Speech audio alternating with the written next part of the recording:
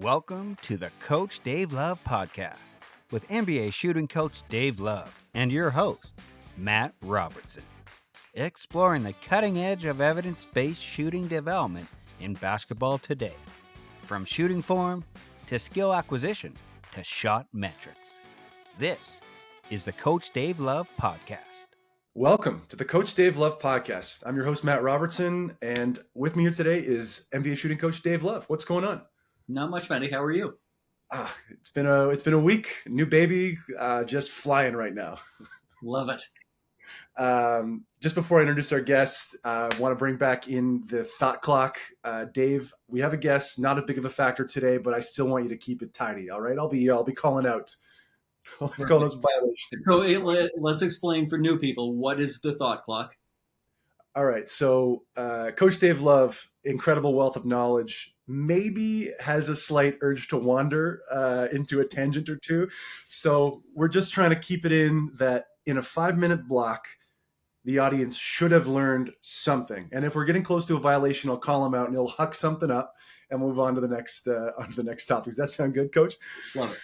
Awesome. Okay, so our guest today is actually back in time. He's yesterday. This is Anthony Separovich, and he's based in Australia. What's going on today? Matt, what's going on? Dave, good to see you. There's a few corrections I need to make. One, I'm actually forward in time. It is Tuesday. I think it's Tuesday morning here at about 9:15 in the morning. And then the second thing is, as I said to Dave before the podcast, I don't think that anyone's called me by my first name in the basketball world for about 10 years. So Sepo from now on would be great. As I said, a lot of the kids and coaches I work with wouldn't even know my first name. So I appreciate the formality, but just a couple of corrections early on. I love that. Sepo, love you to death. I love Matt to death.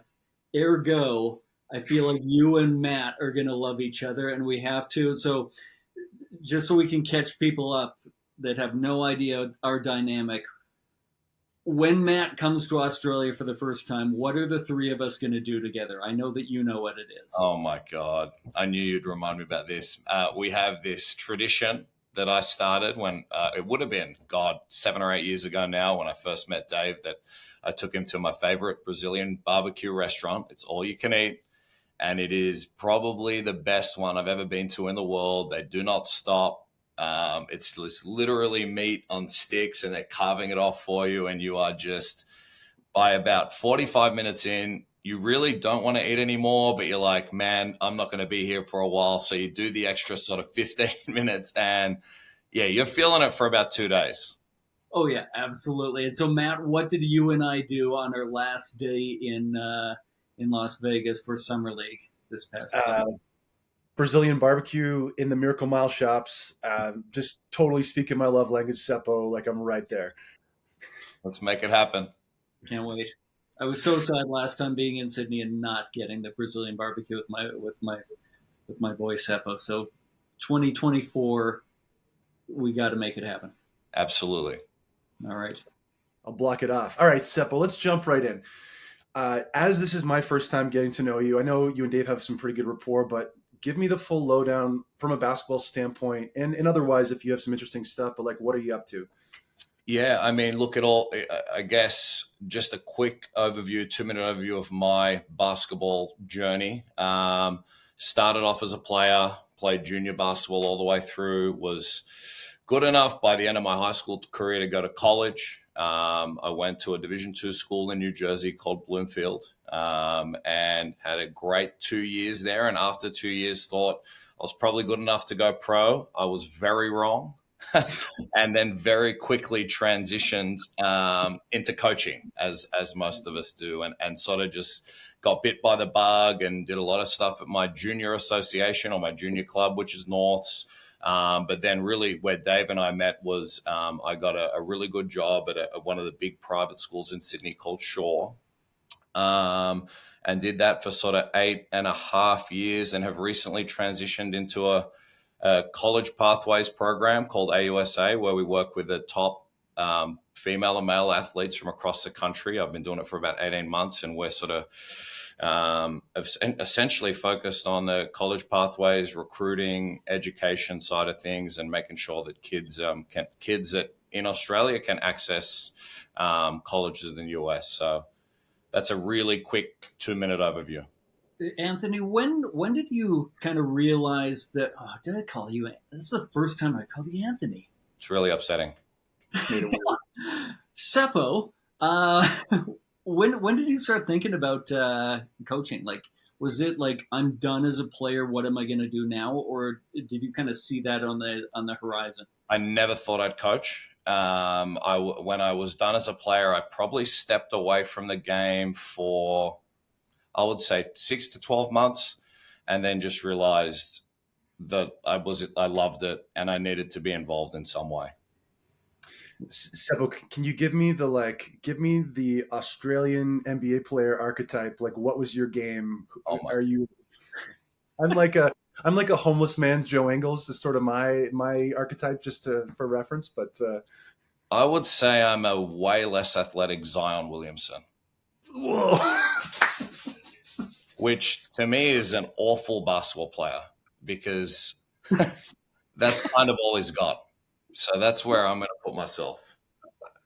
I don't think you've ever asked me this question, Matt. Similar body type. Oh, that broke me. That's awesome. Thank you. I realize I'm going to be a homeless man's Jeff Hornacek. Oh. I feel like that's very accurate. Oh, that's awesome. Okay, well, thank you. That's refreshingly honest, is what we'll go with. And okay, so sorry, the tangent. I always kind of say that in the podcast, the magic lives in the tangent, but we can't dwell there. So, Sepo, tell me, you said you were working at Shore when you met Dave Love. Did you reach out to him? Did he reach out to you? Like, give me just a quick snapshot of how that relationship started. I think, Dave, correct me if I'm wrong, but one of our colleagues, a guy I used to work with, Sean Roger, who was then the development manager at Basketball New South Wales, he said, hey, look, this would have been, again, probably 7 or 8 years ago now. He said, we've got access to an NBA shooting coach. He's going to come and run some clinics for us. We're looking for a couple of other spots for him to drop in. And at the time, it was a no-brainer. I mean, look, I was at the point in my coaching career where I was just hungry for information and learning and access to those sorts of resources. So for me at that particular time, it was a no-brainer. Was that right, Dave? That's how we connected. That's exactly how it happened. And that's kind of, I was telling Matt before you jumped in the room here that I remember doing that first trip. And I think we did 2 days. We did like a morning for the juniors and a afternoon for the seniors on day 1 and day 2, if I remember correctly. And I came back the second year and walked in the gym and thought, oh, wow, like these guys are actually doing this stuff.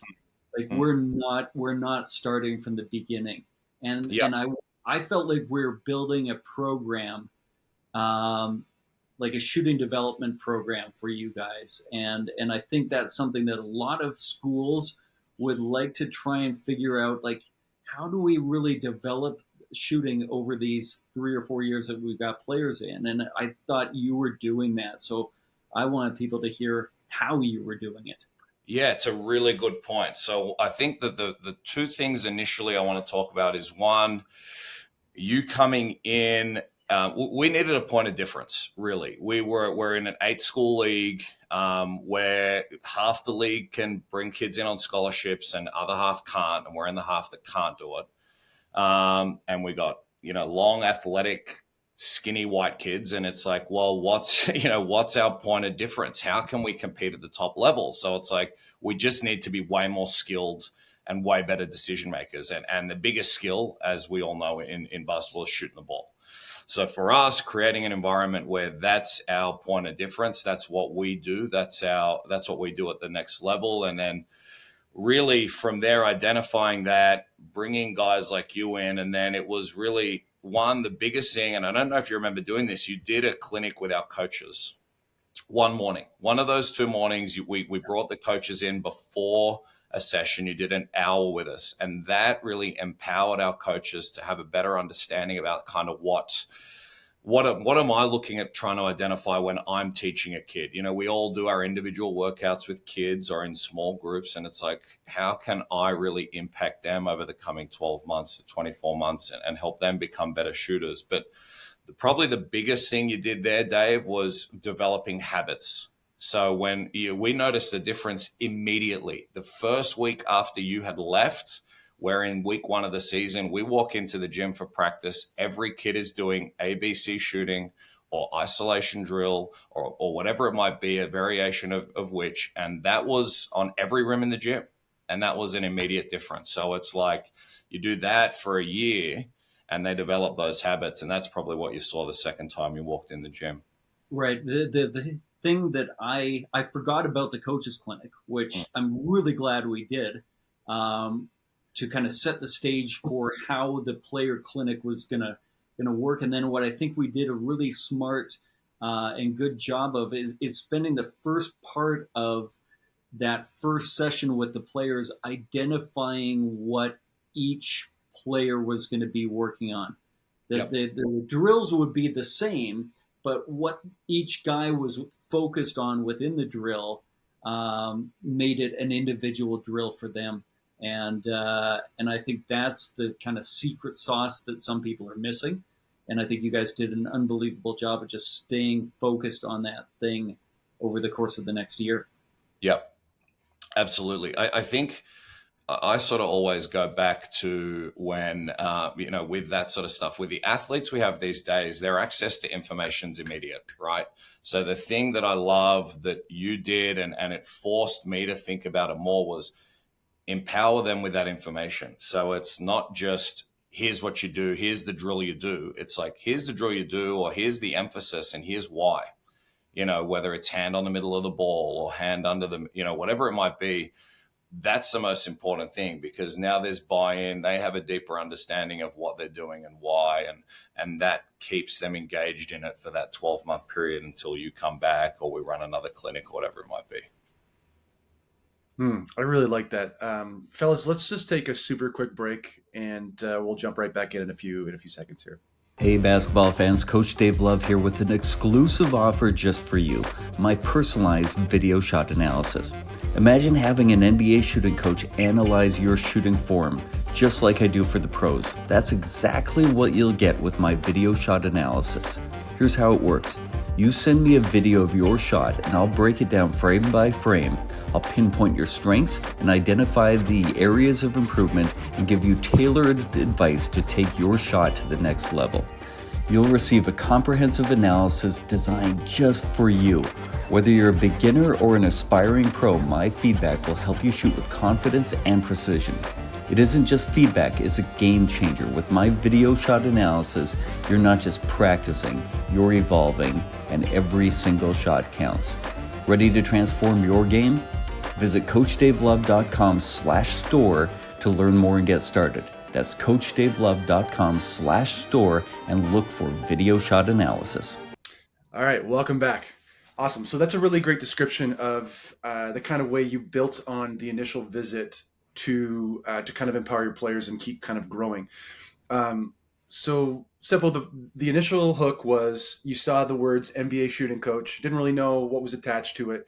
Like, from the time you planned it to the time Dave showed up, like, were you planning these clinics? Was this like, was this a full thing you're planning, or just kind of like let Dave show up and roll out the red carpet? What was your approach there? We had a few initial discussions, Dave, I think, in terms of what the structure would be like and who we'd pitch it at and those sorts of things. But other than that, like, I didn't know a whole lot other than the little bit I'd seen online or that I'd read. This is before he became big time. I think so. We got him early.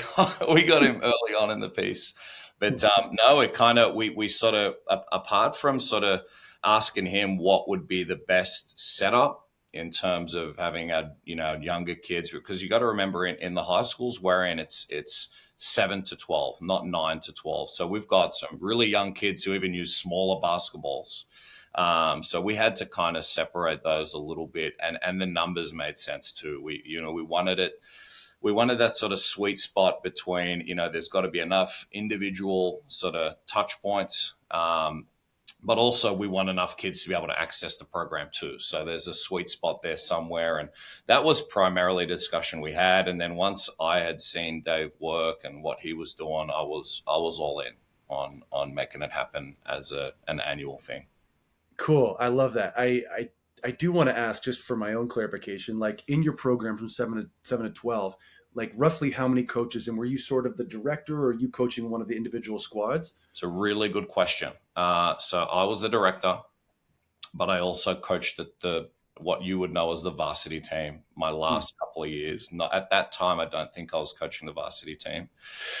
We actually had about, at the time, probably 50 teams in the school. So it's a very different setup to what you guys are used to. 5-0. Yes.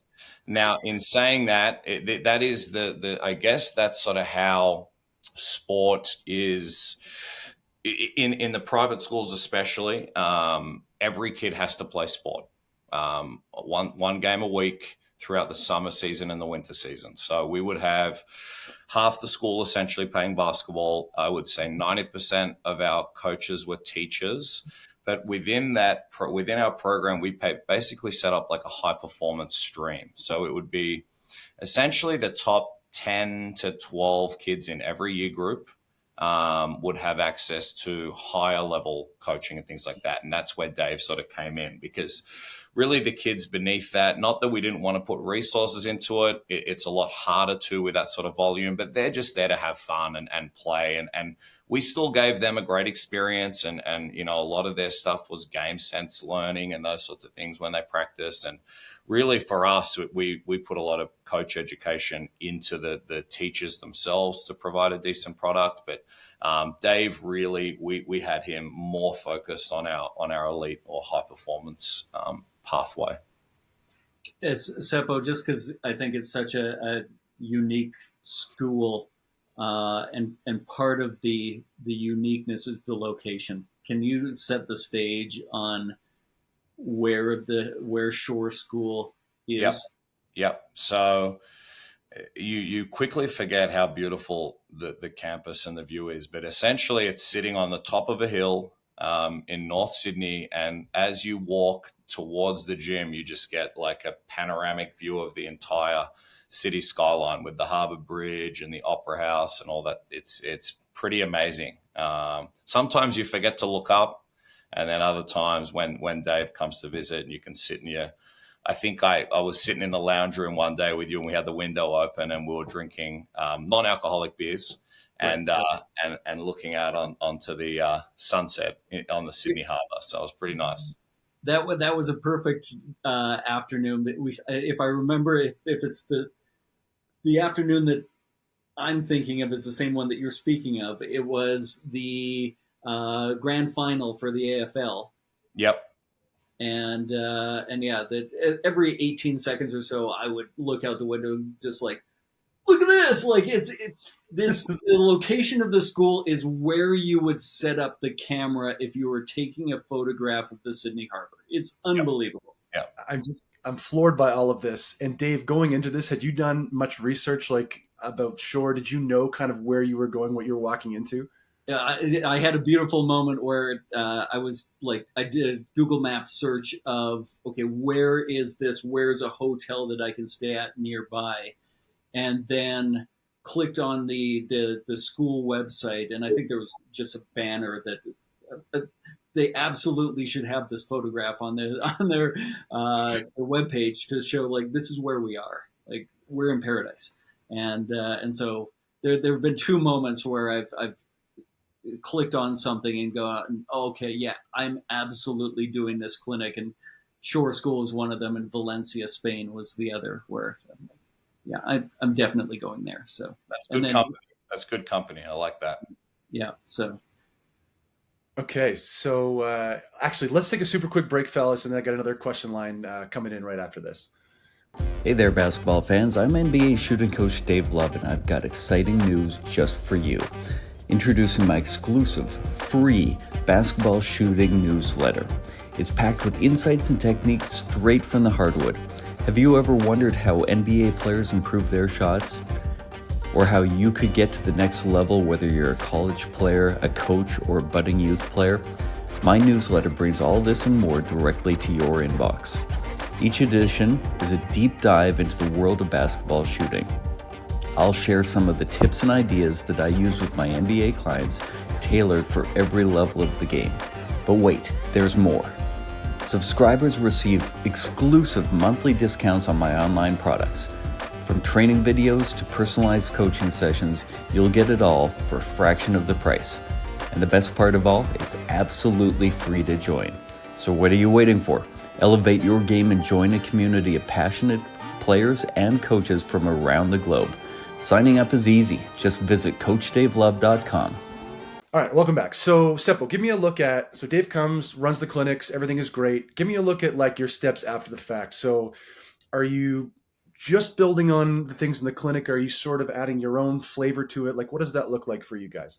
Yeah, look, it's really interesting. I think for us as coaches, always we're sort of looking to pick different things from different coaches that we like and agree with and everything. I think a lot of the stuff that Dave was doing was stuff that made sense to me and I was bought in on. And I think I probably speak for most of our coaching staff that they would have agreed. So for us, it was how can we implement this in our day-to-day? So the team practices regularly were in the afternoons, so after school 3 to 5 p.m. But in the mornings, we had access to the gym from about 6:30 a.m. to 8 a.m.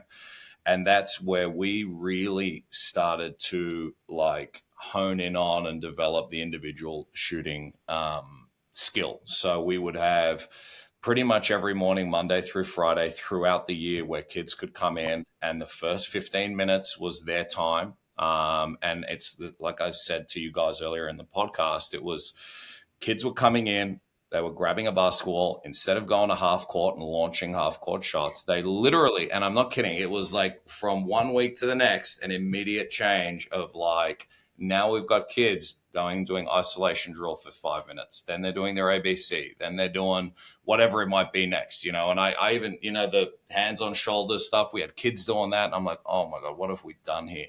But it was great, and it like, I know you said you noticed the difference, but we went from a team.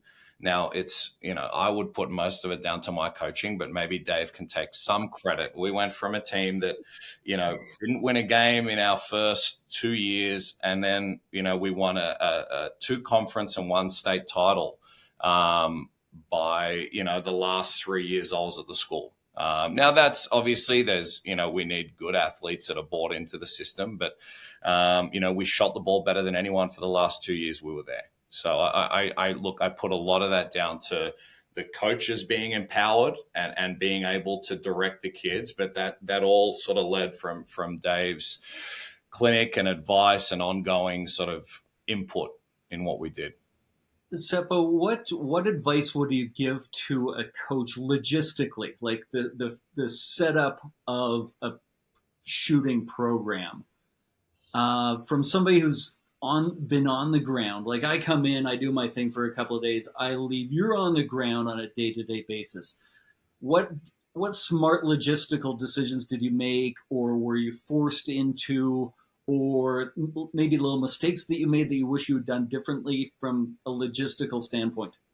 When you mean logistics, do you mean the physical setup of what we're doing, or just like how many players did you focus your attention on? How much time did you spend with those guys? Like those sorts of things. Yeah, that's a really good question. I mean, it varies. So we would have every coach.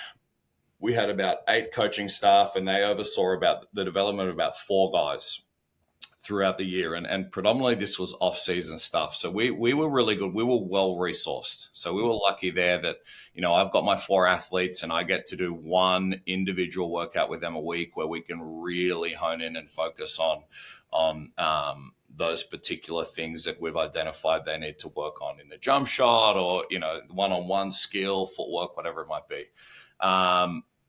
that's a really unique situation for us, that amount of resource and stuff that we can pour into individual development.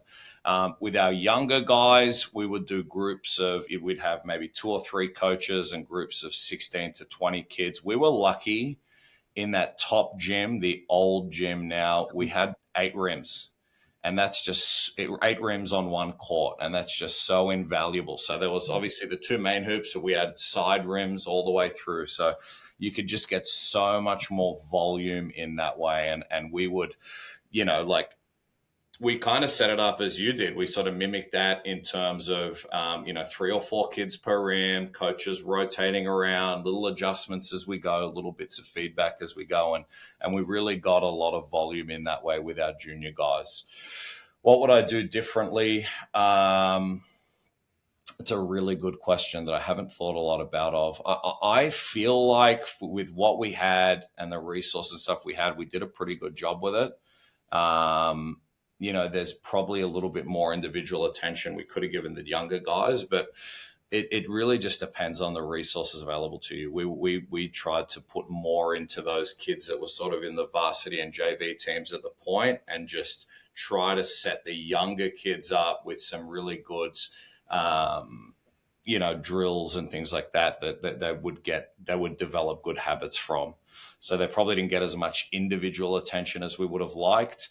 But what I did find was every time that you would come back, all of those kids involved in the program wanted to come to that clinic to get Dave's feedback. You know what I mean? It becomes like mum and dad giving you coaching, whereas the NBA guy comes back and they want to hear what he's got to say. You know what I mean?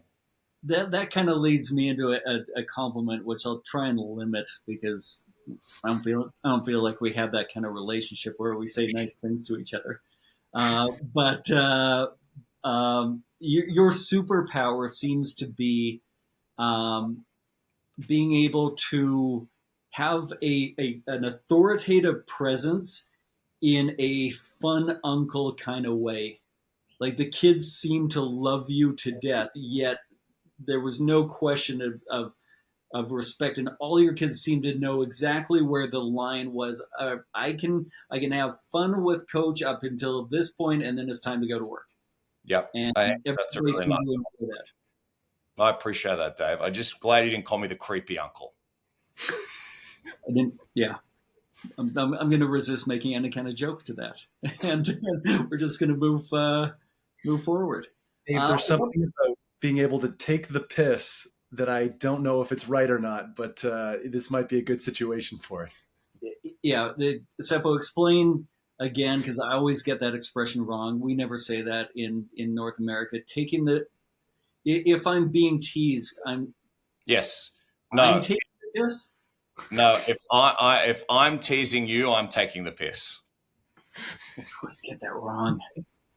Yeah, and it's weird when I get it wrong, because people just it's a weird.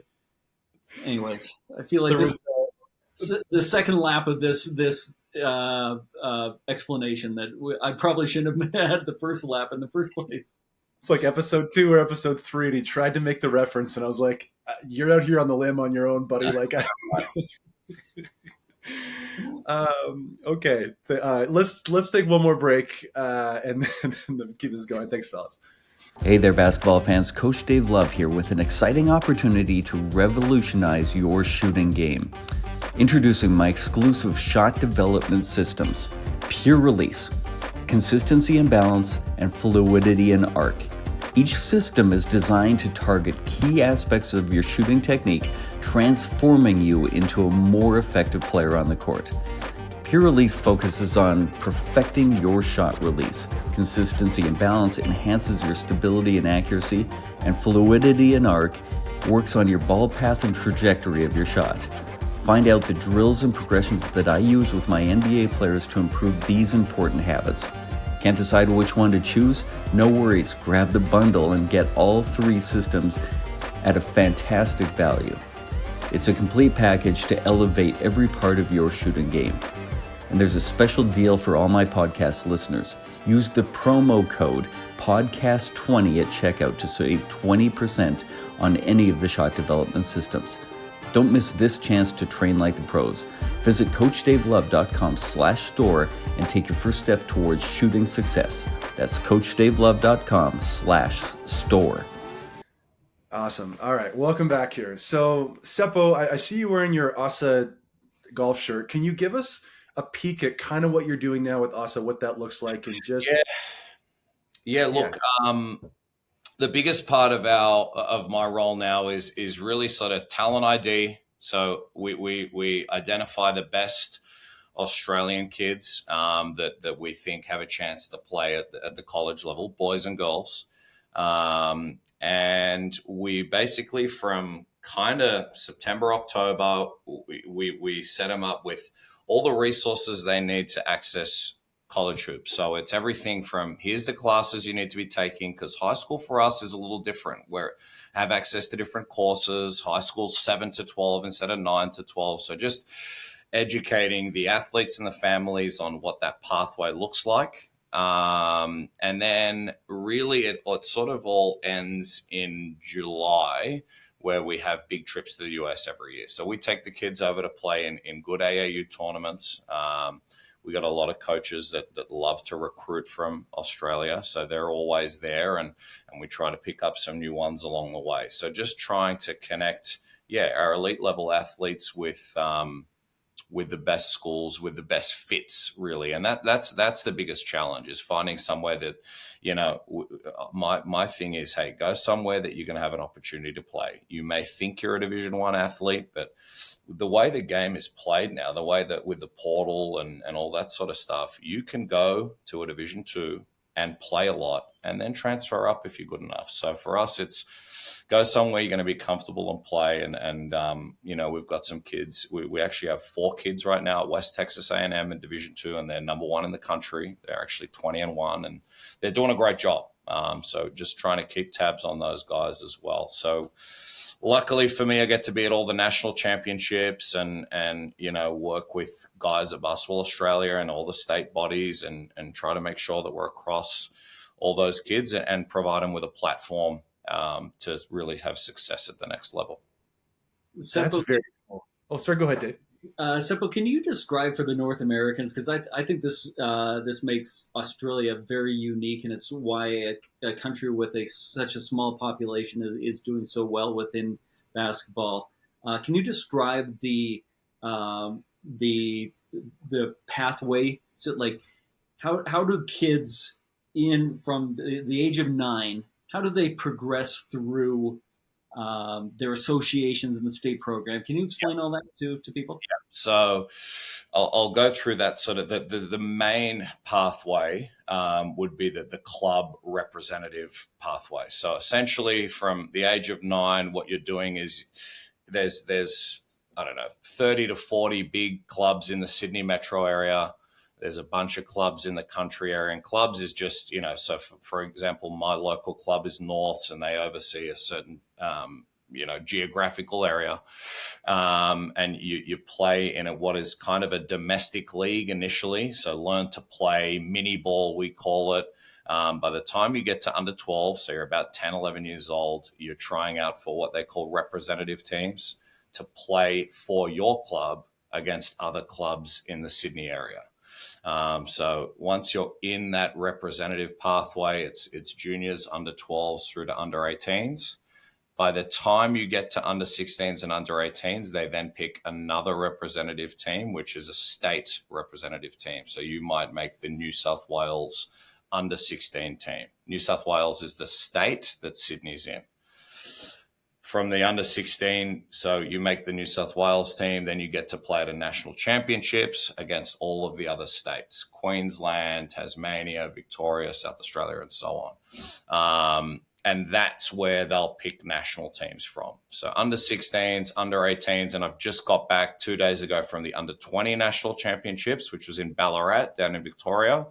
That's where coaches will then, one of my good buddies is the under 19s coach for Australia, and he'll be there evaluating those guys and trying to figure out who is going to take over to the Asia Cup at the end of the year. So that's in a real snapshot, the pathway. There are others, we do have like the schools, as Dave can sort of attest to, are really well resourced, especially the private schools on the really in all the major cities are really well resourced, and they also have access to pathways. Not as common or probably not as well known, but still a really high level pathway for our kids too. And some of these associations are tens of thousands of, like, you'll have 12,000 kids playing in some of the larger associations, and not like one that has 12,000 kids. There's a few. In Victoria especially, there are some monstrous clubs. Like, there are clubs that, even just their home court, they've got a 15 to 20 court facilities. And they will fill those every night. Like with domestic league, they will fill them every night from 5 p.m. to 11 p.m. There's games, and it's huge.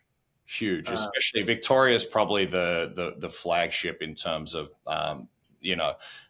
access to facilities, size, those sorts of things. So, yeah. Sepo, I'm absolutely floored by that. And before I forget, we probably should connect. I work for a tournament here in Canada. We had the Czech U19 team come through for a prep school tournament. We should talk if you're trying to come to Canada. But can you, like, how is what I want to say, but like, how do you entice kids to get into the game that early and in such numbers? I mean, in Canada, we are a hockey-driven nation, although basketball has come a long way in the last, 5, 10, 15 years. But is basketball the number one sport in Australia? Like, sorry, I'm just so floored by that number.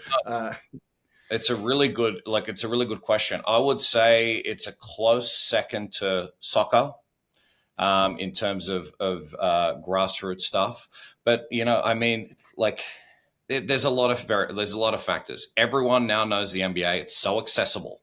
20 years ago, you had to go get a newspaper to get the last week's results. Now it's like kids are watching it on their iPads at school, and every kid, even the non-basketball kids, have access to the NBA. And the NBA is, it's on TikTok and it's on Instagram. So it's all just there, and there. It's so accessible. So that helps big time. The other thing that helps is when parents are picking sports, it's like, hey, do I want the fast pace up and down thing where my kid gets to touch the ball more and move a lot and it's done in 40 minutes? Or do I want him to play cricket and sit out on a grass pitch for 6 hours and maybe never touch the ball? And that's the reality is, and then you compare it to sports like rugby where, the head injuries and things are coming in. So really and it's going to come through a generational thing. Now we're starting to get kids of parents who have actually played basketball, which is really uncommon here. I'm probably the first generation of guys that, our kids, like all their parents will have played. So it's, I think it's only going to continue to sort of snowball that way, if I'm honest. Sorry, Sepo, can we spend the last 10 minutes here just kind of talking about, okay, if you're a high school coach listening to this, or if you're a youth coach listening to this,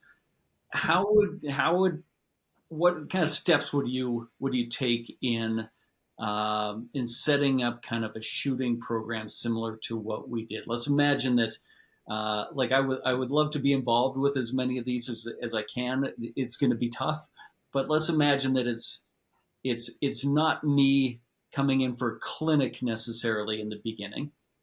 What would be the first step that you would take? It's the season ended last week. Yep. What do these people do first, do you think? Look, I think, again, you sort of got to identify like who you are. Ours came, me engaging you, I guess, came out of necessity almost. It's like, hey, shooting's important. We're not going to compete in other facets of the game. This is a point of difference for us that's going to be important for us to have success moving forward. Second thing is you got to be really sort of hungry as a coach to access information and learn. So for me, being able to spend time with you, and whether it's, on the court watching you work, whether you're presenting to me in a clinic or watching you interact and engage with your athletes, or it's just sitting, having a beer with you, eating Brazilian barbecue and just picking your brain about stuff. And I know we laugh about it and all that, but that's almost the most valuable stuff, is just having those really sort of informal conversations. And I'm picking up things. I go, yeah, you know what? I agree with that. Or maybe not, but it's forcing me to think and learn and develop. So selfishly as a coach, like that to me is the most important thing, because now I'm empowered to go and work with my athletes and grow and develop them. But I think you need to be challenged by somebody and I think you do a great job of it, because, you have your thoughts and how you want to present the shooting stuff, and you're happy to have open conversations about why you think that and why you do what you do. I think finding a way to have you directly engage with the athletes is important. Now, whether that's physical on the, face to face, or there were some awesome things you guys did where we were filming kids shoot the ball, sending it to you. You were annotating it and voiceovers and sending it back. And I actually presented that to our entire staff on a staff development day. And people were blown away with just the level of professionalism, and just we come back to the whole use of IT in the schools these days. And it's just huge. It's such an important thing, and it's not going to go away. So how can we use it best to help develop our athletes? And it's a medium they're comfortable on, Dave. And that's the end thing. It's like, I could sit there and do stuff with a kid, but they're almost more engaged if I'm sending them a video and they get to watch it on their phone. And we really tried to sort of gear a lot of the stuff we did towards that a little bit. We want to make things accessible for our athletes. And I feel like, at volume, that's going to be a really helpful way to sort of be able to have that personal touch with athletes you're working with at the schools. What I think we did really well in the early stages was identifying for each guy, each player, what are they going to be focused on this season? Yep. And then through that 2 days that we had together, that was really kind of using the kids as a coach's clinic for you guys, for you and your staff, to say, like, here's how I'd work on those skills over the next several months. Mm-hmm. And then I always kind of assume that it's going to be, I leave and then the coaches go back to whatever they were doing before. And with you guys, it was clear you bought into a large portion of what we talked about, to continue to actually work on those habits for those kids. How hard would it be, do you think? Like, you have that unique situation where you have a lot of resources, or you had a lot of resources with Shore. Is there anything that you would tweak if you're a coach of a high school and you've got you and your assistant coach and 12 players versus the number of coaches that you guys had? Yeah, that's a really good question. I mean, I guess you have to, like, the luxury we had is we had time, we had resources. Whereas, as you know, a lot of these coaches are time poor and resource poor. So it's like, how can you best use the time you've got available to you?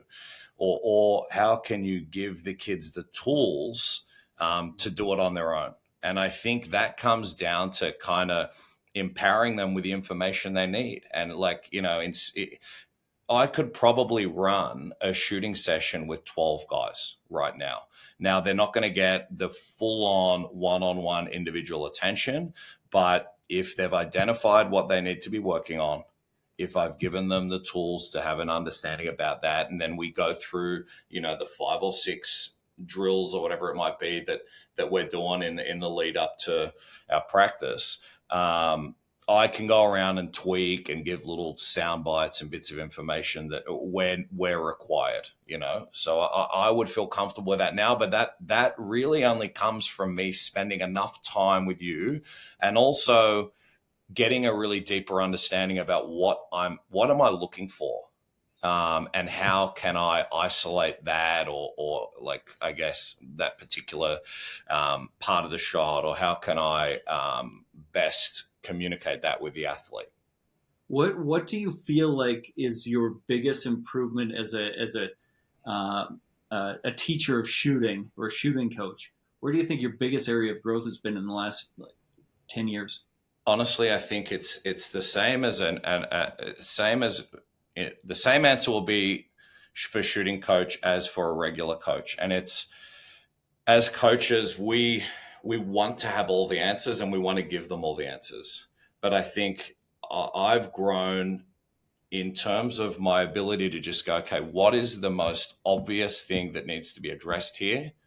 And let's just take baby steps. So instead of going, it's this, it's that, in a timeout, and we've all been guilty of it, I'll give them 7 bits of information, none of them sink in. And then I'm wondering why we can't execute our baseline inbounds play. I've just told them 7 things completely different. Like, it makes no sense. So reflecting on it, you're like, okay, I've got, there's a girl I'm working with, Lucy, right now, who, we looked at her shot, and you identify what is the biggest. And that's what I love with the job I have now. I can work with some of the top athletes, and I make sure that I get time to hone my craft as an individual shooting coach when I can. So with Lucy, it was like, okay, the feet are messed up. There's a few other things going on, but all we've ever spoken about, all I've even really looked at, is the feet. And that is like, and then once that becomes habit and it's done, then we can address the next most important thing. And I think that's my biggest, sort of take the ego out of it and just little baby steps, and I think it really makes a big difference long term. I really like that. It really hits the 2 pieces there. It really hits the through line of what we're trying to do, which is empowering players to kind of be able to be their own coaches and everything else. But what you're talking about from a developmental standpoint, like you are growing and you are focusing on. I really enjoy how you worded that. I'm sorry, I don't want to get lost in the commenting here, but I really enjoyed how you went through that. I appreciate it. We're creeping up on the 50-minute mark here, gents. Is there anything, Coach Dave, that you wanted to hit before we kind of hit our outro? This has been a delight, and I feel like we could sit over some waters and have a long, long conversation, but just in the next 5 or 6 minutes, something you want to touch on here. Yeah, the biggest one is, okay, we've been sitting at Brazilian barbecue for 90 minutes. We're well past that tipping point. We've had a couple of beverages. We do not need to eat anymore for a few more days. What is the one item that they will bring around where you're like, should be done, but I got to say yes to this? You can always have pineapple. You can always have, but that doesn't count to me. I was in support of your answer, but then I also wanted to move on it. I think it's the fried halloumi or the lamb ribs. It's one of those 2 things. It's game over. Halloumi's a solid choice. I'm going anything bacon wrapped as well. Like if I'm going to make a steak, make a big one. No, I like that. Can't go wrong. Awesome. Fellas, this has been great. Sepo, I look forward to kind of getting to know you a little better. In the follow-up to this, Sepo, if the people want to find you and connect with you, where can they find you on the internet? Probably the best place is Twitter, if I'm honest, or X, they call it now. I still can't get used to that. It sometimes I can't find it on my phone. Like, I'm still in the Twitter thing. So Coach Sepo on Twitter, and very happy to engage with anyone that wants to talk about what we did. I still am heavily involved in Shaw. I actually coached one of their teams a couple of weekends ago in a tournament, one of the junior teams. That was fun. Like, just loved it. And always, I pop into games and still work really closely with Will, who's now head coaching Dave, which is awesome. Love it. So, yeah, still heavily involved there. If people want to discuss, any of that stuff or any of what we're doing now or just in general chat, yeah, Twitter's probably the best place. Just cool. Be careful, everybody, that I'm sure it's clear by now, but Sepo's an asshole. Oh, there's Because of that, I may have to put an explicit. it's actually in my Twitter bio, Dave. So don't worry about it. Oh, and how did we?